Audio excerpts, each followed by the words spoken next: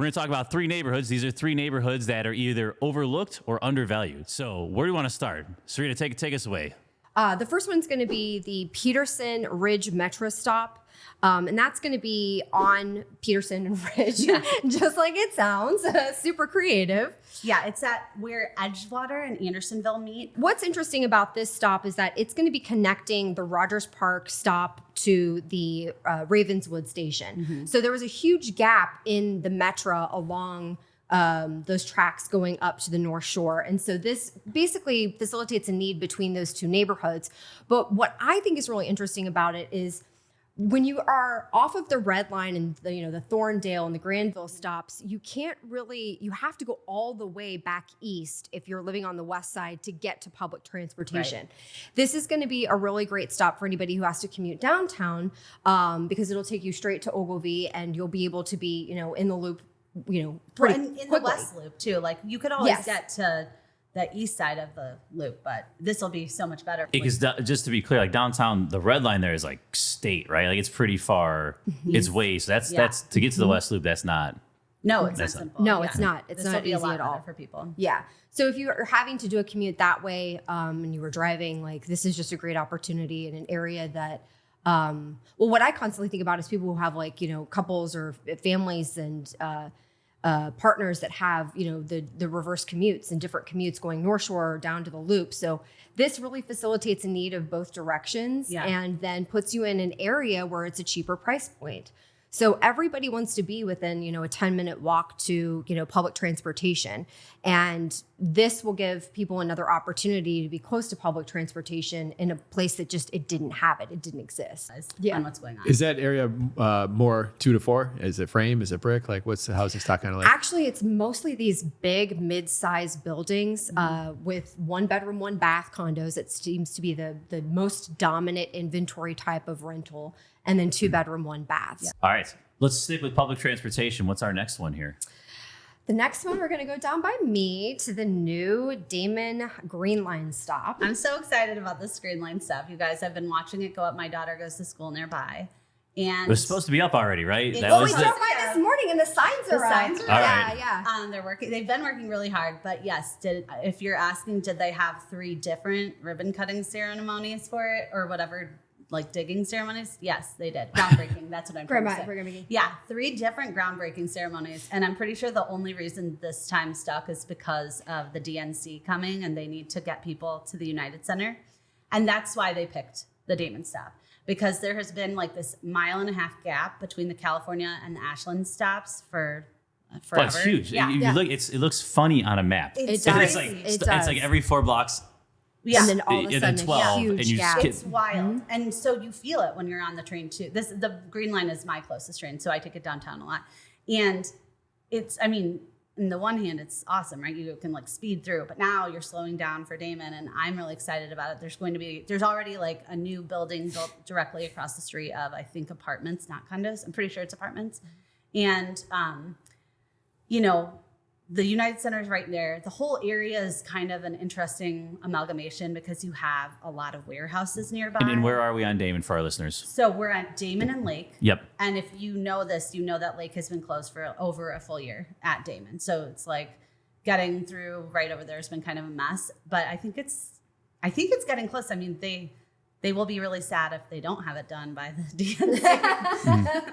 So, but it looks very close to ready. Yeah. Like every day it is further along. What's interesting about that and what's interesting about this location is there's also just a lot of vacant lots. So for us, we talk about each of these different sections. This is an area that I feel like there's going to be more development opportunities. So it's interesting. A lot of these buildings because it's a lot of lots, the developers have been able to do a lot more impressive inventory. So the predominant inventory type in this location is a 2-bedroom, 2-bath unit or a 3-bedroom, 2-bath unit, which is awesome. And we don't really see that a lot. That's not a standard in any of the other areas on the north side. So we've seen a lot of development throughout the years and a lot of people that have, put in new buildings over the years. But I like it because a lot of these buildings they're not vinyl. We've got a lot of brick buildings, a lot of gray stone and brownstone buildings that are still big and beautiful Yeah. on large lots. And that's where it becomes really interesting to me, because size is really important. As you know, when you're, developing things for the FAR ratio, you need to have every inch counted for. And so people have been able to do a lot more, have more space and have more opportunity within the unit, because a lot of these are new build. Right. So for a house hacker, that's really great, because you're getting more space, more bang for your buck, versus a 2-bedroom, 1-bath that barely has any closet space, Right. because it's 136 years old, like my building. Yeah. Cool. Anything else on this area? No. All right. What's our final stop here? We call it the triangle. So it used to be don't live west of Western. Where are you, north and south here? West of Western. We should actually We're take you there. basically between Augusta and North Avenue. Okay. And that was something I was told when I was buying a condo 12 years ago, was like, don't be west of Western. And we were literally 1 block east of Western. And then immediately thought, like, this is the worst advice we could have gotten, because there's nothing different on the other side. And now people are saying, like, don't go west of the park. That has a whole stigma, especially house hackers. And, I think there's a lot of different reasons. Obviously, crime rate's going to change when you get west of the park. But there's still this little sweet spot that is before the train tracks on the park that cuts literally a triangle. Like, it's super easy. When you look at the map, it's a very identifiable triangle that is west of the park, that a lot of times house hackers overlook because of the stigma of not being west of the park, or west of what used to be west of Western. So real quick, sorry to interrupt, but what is the triangle then? Is that like Grand coming through, or what's? It's the actual train tracks. It's the metro tracks, I'm pretty sure. Yeah, so Yep. It's the metro tracks that are there. You're on North Avenue, and I think the point to the tip of that is going to be Division. And then that train track goes kind of west and cuts the location, the neighborhood. Yeah, especially if you're a house hacker that is looking to capitalize on the 5% down program. The purchase price of those properties over there is going to be lower, because you're so much further away from public transportation. So, and there's no new stops that are going in over there, unfortunately, although we're, advocating for the Western stop. Help us out. Yeah, which would help this location a lot. You are having to take a bus to a train, or you're going to have a commuter tenant. Which is great and fine, because you're able to get properties for, much cheaper than you would on the east side of the park, and then going into West Town. Right. So a lot of house hackers overlook this because, again, the stigma of not wanting to be west of the park, but it's still really nice over there. Properties are still really big lots.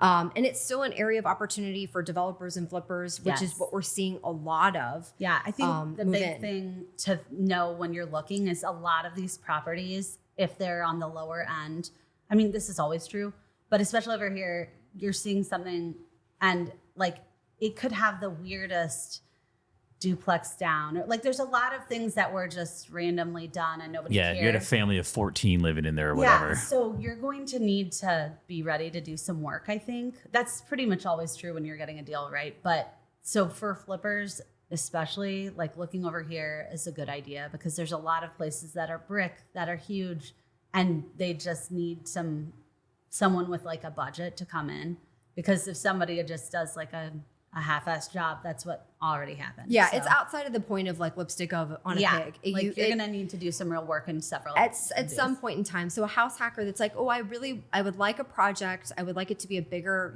project, whether it's repair and replace, or maybe, eventually just pulling permits and doing the whole thing. Mm-hmm. There is a lot of that over there, which is also why it gets overlooked. Mm-hmm. A lot of people don't want to have, a bigger burr, especially, a lot of the bougie house hackers, they want to be in a good location and they want to be in a great area, but they're not willing to put in the work.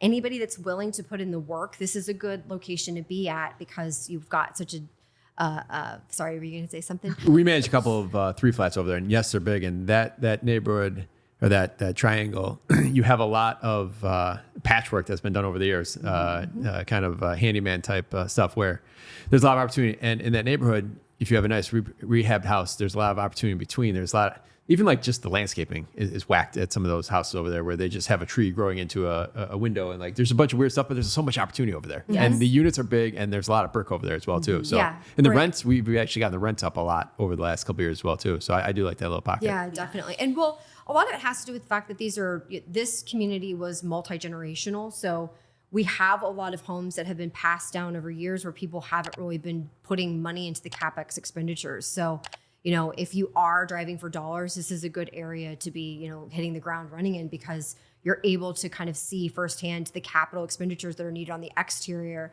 that give you a way into talking about maybe what the inside condition is with the homeowner.